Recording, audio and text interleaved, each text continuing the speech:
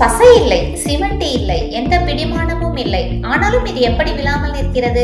பார்க்க மந்திரம் போல் இருக்கிறதா? இல்லை நண்பர்களே, இதுதான் இயற்கையின் மாபெரும் அறிவியல் ரகசியம். No glue, no cement, no grip. But how does it stand without falling? Does it look like magic? Centre of gravity எனப்படும் ஈர்ப்பு மையம் இந்த ஸ்மார்ட் மைண்ட் ஸ்டோரிஸில் புவியீர்ப்பு விசையை ஏமாற்றும் இந்த வித்தையை பற்றித்தான் பார்க்க போகிறோம். ஒவ்வொரு பொருளுக்கும் ஒரு இதயம் உண்டு. அதாவது அதன் மொத்த எடையும் ஒரு குறிப்பிட்ட புள்ளியில் குவியும். அதை தான் நாம் ஈர்ப்பு மையம் என்கிறோம். ஒரு பொருள் விழாமல் இருக்க வேண்டுமானால் அதன் ஈர்ப்பு மையம் அதன் அடிப்பகுதிக்கு நேராக இருக்க வேண்டும். இதை சரியாக கணித்தால் உங்களால் ஒரு மலையை ஒரு விரலில் தாங்கி பிடிக்க முடியும்.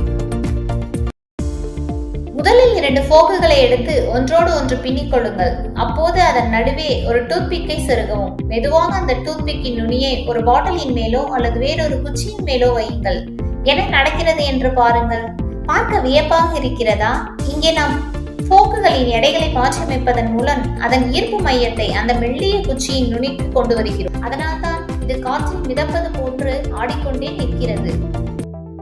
நமது முன்னோர்கள் இந்த அறிவியலில் கில்லாடிகள். ஆயிரக்கணக்கான டன் எடை கொண்ட தஞ்சை பெரிய கோவில் கோபுரம் இன்றும் கம்பீரமாக நிற்பதற்கும் மாமல்லபுரத்தின் வானிரைகள் சரிவில் உருண்டு விழாமல் இருப்பதற்கும் இந்த புவியீர்ப்பு மைய கணக்கீடுதான் காரணம். அறிவியல் என்பது புத்தகத்தில் மட்டுமில்லை, நாம் அடுக்கும் ஒவ்வொரு கல்லிலும் இருக்கிறது.